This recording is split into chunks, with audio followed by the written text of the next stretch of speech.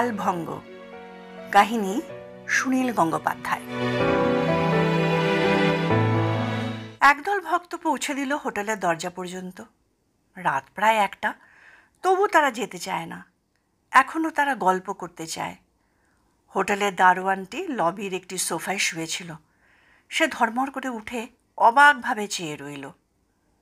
সবার সঙ্গে হেসে হেসে কথা বলতে বলতে প্রায় চোয়াল ব্যথা হয়ে যাচ্ছে দিবাকরের। পাশে মনিকা, তারও ঠোঁটে হাসি আঁকা। মনিকা কোনো কথা বলে না, সবাই ধরে নিয়েছে সে খুব লাজুক। একজন কেউ বলল, বৌদি রাগ করছেন না তো, দাদাকে এতক্ষণ ধরে রেখেছি। এরও কিছু উত্তর না দিয়ে মনিকা হাসি মুখে চেয়ে রইল। দিবাকর জনপ্রিয়তা রক্ষা করতে জানে। সে যে শুধু নামকরা গায়ক তাই নয়, তার ব্যবহারও অতি মিষ্টি। সকলের প্রতি সে সমান মনোযোগ দেয়। তার লম্বা চেহারা ভিড়ের মধ্যে অন্যদের মাথা ছাড়িয়ে থাকে। তার গায়ে সিল্কের পাঞ্জাবি, গলায় এক গাদা ফুলের মালা। বেঙ্গলি ক্লাবের সেক্রেটারি বলল, ঠিক আছে, এবারে দাদাকে বিশ্রাম নিতে দাও, কাল সকালে তো দেখা হচ্ছেই। একজন বলল, আহা, কাল সকালেই তো ওরা চলে যাচ্ছেন। সেক্রেটারি বললেন, 9টা 40-এ ট্রেন, তার আগে অন্তত 2-3 ঘন্টা সময় পাওয়া যাবে, কাল ছুটির দিন আছে। একজন সুন্দরী মহিলা আদুরে গলায় বললেন, আমি কাল টেপ রেকর্ডার নিয়ে আসবো, আমার জন্য কিন্তু কয়েকখানা গান তুলে দিতে হবে, কোনো কথা শুনছি না। দিবাকর কারুকেই প্রত্যাখ্যান করে না। সে এক দৃষ্টে মহিলাটির দিকে একটুক্ষণ তাকিয়ে থেকে বলল, নিশ্চয়ই নিশ্চয়ই, যে কটা খুশি। সেক্রেটারি উদ্যোগ নিয়ে খানিক বাদে সবাইকে বিদায় করলেন। দিবাকর হোটেলে গেট পর্যন্ত এসে আর এক প্রস্ত অমায়িক হাসি উপহার দিল সবাইকে। মনিকা একই জায়গায় স্থিরভাবে দাঁড়িয়ে। একটু বাদে দিবাকর যখন ওপরে ওঠার সিঁড়িতে পা দিয়েছে, সেই সময় সেক্রেটারি আবার ফিরে এলেন প্রাইভেট কথা বলতে। কাছাকাছি আর কেউ নেই, তবু গলা ফিসফিস করে বললেন, আর একটা দিন থেকে যেতে পারেন না? কানপুরের মিলনী ক্লাব আপনাকে খুব চাইছে। অবশ্য ওদের রেটটা একটু কম করতে হবে, ওদের বাজেট কম। আমি মান্নাদেকে বলে দিয়েছিলুম, তিনিও ওদের কাছ থেকে কম নিয়েছিলেন। মান্নাদাকে আমি যা বলি। দিবাকর তাকালো মনিকার দিকে। মনিকা অন্যদিকে মুখ ফিরিয়ে আছে। দিবাকর জিজ্ঞেস করলেন, কি আর একটা দিন থাকা যাবে? সেক্রেটারি বললেন, বৌদি আর কটা দিন থেকে যান না, অনেক সাইট সিং করিয়ে আনবো। মনিকার স্বামীর দিকে চোখ তুলে বলল, তোমার যা খুশি। দিবাকর বলল, ঠিক আছে, রাত্রিটা ভেবে দেখি, তারপর কাল সকালে যা হয় করা যাবে। আমাদের আবার সামনে শনিবার একটা প্রোগ্রাম আছে দুর্গাপুরে। দিবাকর দা, আপনি লন্ডন যাচ্ছেন? কথা চলছে। মনিকা সিঁড়ি দিয়ে উঠে গেল ওপরে। 4 তলায় ওপরে সবচেয়ে ভালো ঘরটি দেওয়া হয়েছে ওদের। সারা হোটেল নিস্তব্ধ। শহরের রাস্তাতেও এত রাতে কোনো শব্দ নেই। মনিকার কাছেই চাবি, দরজা খুলে ভেতরের আলো জ্বেলে সে একটুক্ষণ চুপ করে দাঁড়িয়ে রইল। ঘরটা যেন বড় বেশি ফাঁকা লাগছে। এরকম অনেক হোটেলেই রাত কাটাতে হয়েছে, কিন্তু আগে কখনো কোনো ঘর এত ফাঁকা লাগেনি। মনিকা জানালার ধারে এসে দাঁড়ালো। রাস্তার ওপরই একটা মসজিদ, তার ওপরে জ্যোৎস্নার আলো পড়েছে। মনে হয় যেন অন্য কোনো দেশের দৃশ্য। দিবাকর এই সময় ঘরে ঢুকে দরজা বন্ধ করে আরামের নিঃশ্বাস ছাড়ল। আহ! গলা থেকে একটার পর একটা মালা খুলে ফেলতে লাগলো বেডসাইড টেবিলের ওপরে। তারপর সিল্কের পাঞ্জাবিটা খুলল।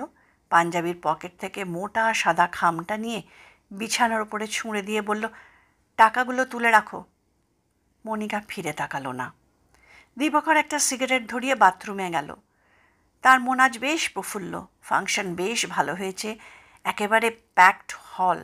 4খানা গান গাইবার কথা ছিল, শেষ পর্যন্ত দর্শকদের অনুরোধে গাইতে হলো 11টা। বাথরুমে পাজামা ঝোলানো ছিল। ধুতি খুলে পাজামা পরে দড়ি মারতে মারতে বেরিয়ে এলো দিবাকর। মনিকা তখনও বাইরে চেয়ে আছে জানলা দিয়ে। দিবাকর তার পাশে এসে বলল, একটু হুইস্কি খাই, নইলে রাত্রে ঘুম আসবে না। দিবাকরের ইংরেজি উচ্চারণে কিছুটা বৈশিষ্ট্য আছে। সয়ের জায়গায় প্রায় সে স ব্যবহার করে। বেড সাইড টেবিলের ড্রয়ার খুলে ছোট হুইস্কির বোতল বের করে সে খানিকটা কাঁচাই গলায় ঢালল। তারপর বলল, এখানকার অডিয়েন্স বেশ ভালো ছিল, কি বলো মণি? মনিকা এবারেও কোনো জবাব দিল না। এতক্ষণ বাদে মনিকার ঔদাসীন্য লক্ষ্য করল দিবাকর। সে ঘরে ঢোকার পর মনিকা একটাও কথা বলেনি। কি ব্যাপার তোমার? কি হয়েছে? কিছু না তো। আমি হুইস্কি খাচ্ছি বলে রাগ করছো? আজ যে এক্সাইটমেন্ট গেল। তবু এত রাত্রে ওসব না খেলেও পারতে, তোমার প্রেশার বেড়েছে। বেশি না, এই 2 ঢোক খাবো। তুমি শাড়ি টাড়ি ছাড়বে না? কথা বলার সময় মনিকা একবারও মুখ ফেরায়নি। এখন তাকালো। চাঁদের ওপর দিয়ে দিবাঙ্গনাদের ওড়নার মতো পাতলা পাতলা মেঘ ভেসে যাচ্ছে। দিবাকর চঞ্চল হয়ে আছে যে মনিকার মুখ দেখছে না। মণি, তুমি আর কটা দিন এখানে থেকে যেতে চাও? তোমার যা ইচ্ছে। এখানে অনেক কিছু দেখবার আছে। কানপুরে আর একটা ফাংশন যদি হয় তবে আমি রেট কমাবো না। এই ব্যাটাদের সঙ্গে একটু হেসে কথা বললেই পয়সা কমাতে চাইবে। আমি ওদের কি বলবো জানো? বলবো, রেটের ব্যাপারে আমি কিছু জানি না ভাই, বৌদির সঙ্গে কথা বলো। তুমি ম্যানেজ করতে পারবে না? আমার সঙ্গে কথা বলা দরকার নেই। এবারে দিবাকর সত্যিই অবাক হলো। মনিকার এরকম ব্যবহার তো সে কখনো দেখেনি। টাকা পয়সা সম্পর্কেও আগ্রহ দেখালো না। সাদা খামটা এখনও খাটের ওপরে পড়ে আছে। কাছে গিয়ে মনিকার পিঠে হাত রেখে দিবাকর রীতিমতো ব্যাকুলভাবে জিজ্ঞেস করলো, তোমার কি হয়েছে বলো তো মণি? মনিকা এবারে মুখ ফেরালো। তার 2 চোখে জল। কি হয়েছে মণি? কি হয়েছে? আমার খুব কষ্ট হচ্ছে। কষ্ট হচ্ছে? কোথায়? পেট ব্যথা করছে? কখন থেকে শুরু হয়েছে? আগে বলনি কেন? মনিকা স্থির দৃষ্টিতে চেয়ে রইল স্বামীর দিকে। চোখের জল গড়িয়ে আসছে তার গাল বেয়ে। খুব বেশি কষ্ট হচ্ছে? ওই লোকগুলো থাকতে থাকতে বললে না কেন? ওরা কোনো ডাক্তারের ব্যবস্থা করতে পারত। কোনো ট্যাবলেট নেই? মনিকা বলল, আমার কষ্ট হচ্ছে তোমার জন্য। আমার জন্য? তোমাকে আজ কত লোক খাতির করছিল, কত সম্মান, হোটেল পর্যন্ত এগিয়ে দিল। কথা শেষ করতে পারল না মনিকা। যেন আবার কান্না সামলাবার জন্য সে ঘুরিয়ে নিল মুখ। সেই জন্য তোমার কষ্ট? এবারে স্বামীর চোখের ওপর সোজা চোখ রাখল মনিকা। আস্তে আস্তে বলল, আজ 2 জায়গায় তোমার সুর ভুল হয়েছে। চাঁদের গায়ে চাঁদ লেগেছে গানটার সময় যখন চড়াই উঠলে একদম বেসুরো হয়ে গেল। যেন কেউ সজোরে একটা থাপ্পড় কষিয়েছে দিবাকরকে। তার মুখটা বিবর্ণ হয়ে গেল। সে অস্ফুট গলায় বলল, বেসুরো? তুমি বুঝতে পারোনি? আমি মানে তুমি বলছো কি মনি? আমি বেসুরো গাইবো এত লোকের সামনে? তুমি সত্যি বুঝতে পারোনি? নদীর জলে আলতা ছড়ানোতে তোমার তাল কেটে গেল 2 বার। তুমি সত্যি বুঝতে পারোনি? হ্যাঁ, ওই জায়গাটা একটু, এখানকার তবলচিগুলো ভালো না, বাজে। ওই গানটাতে পাখোয়াজ ছিল, কীর্তনের সুর। তুমি আগে কতবার গেয়েছো। আমার তাল কেটে গেছে তুমি বললেই হলো? তাহলে শুধু শুধু অডিয়েন্স এতবার গান গাইবার জন্য রিকোয়েস্ট জানালো? 2-3 জন লোক ইস বলেছিল, আমি শুনেছি। কয়েকজন লোক উঠে চলে গেল।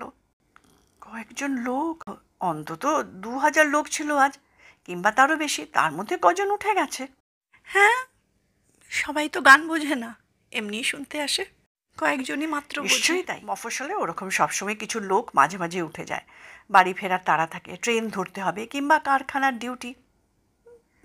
তা হতে পারে। কিন্তু তুমি বোঝোনি? তোমার কানে তোমার গলা বেসুরো লাগেনি? তাল যখন কেটে গেল অন্তরার সময় ধরতে পারছিলে না। দিবাকর বড় একটা চুমুক হুইস্কি টেনে নিল বোতল থেকে। তার চোখ দুটি সঙ্গে সঙ্গে লাল হয়ে গেল। মাথার চুলের মধ্যে হাত দিয়ে সে কর্কশ গলায় বলল, আজ সবাই আমার এত প্রশংসা করে গেল আর তুমি আমায় খোঁটা দিচ্ছ? তুমি আমার গানের ভুল ধরছ? মনিকা প্রায় ছুটে এসে দিবাকরের বুকের উপর ঝাঁপিয়ে পড়ে ফুঁপিয়ে ফুঁপিয়ে কাঁদতে লাগলো। বিবাহিত জীবনের 26 বছর পার হয়ে গেছে। ইদানিং আর স্বামীর বুকে মাথা রেখে এরকম কান্নার মতন কোনো ঘটনা ঘটে না। দিবাকর রীতিমতো হকচকিয়ে গেছে। আজকাল বাইরে এসে প্রায় ঝগড়া হয়, এরকম নিঃশর্ত কান্না দেখতে সে অভ্যস্ত নয়। রাগটা কমে গেল তার। স্ত্রীর পিঠে হাত বুলিয়ে দিতে দিতে সে শান্ত গলায় বলল, এরম ছেলে মানুষই করছো কেন? কি হয়েছে সত্যি করে বলো তো? একটু বাদে মনিকা মুখ তুলল, আঁচল দিয়ে মুখ মুছে শান্ত গলায় বলল, না কিছু হয়নি, আমি এমনি বেশি বেশি চিন্তা করছি। শুয়ে পড়ো, আমি মশারি মুছে দিচ্ছি। আর একটু বাদে, না আর মদ খেও না লক্ষ্মীটি, শরীর খারাপ হবে। আজকাল মদ তোমার সহ্য হয় না। শান্ত ছেলের মতো দিবাকর মদের বোতলটা রেখে দিল ড্রয়ারে। তারপর শুয়ে পড়ল বিছানায়। মশারি গুঁজে দিয়ে মনিকা বাথরুমে গেল। ফিরে এসে দেখল দিবাকর তখনও জেগে আছে, চোখ দুটি ওপরের দিকে স্থির। মনিকা বলল, ঘুমিয়ে পড়ো এবার, কাল সকাল থেকেই তো আবার লোকজন আসবে। 5-6 ঘন্টা না ঘুমোলে শরীর টিকবে কেন? দিবাকর আস্তে আস্তে বলল, আজ আমার গলাটা ভালো ছিল না, 2-1 জায়গায় সুর লাগেনি। আমি বুঝতে পারছিলাম আজ না গাইলেই পারতে।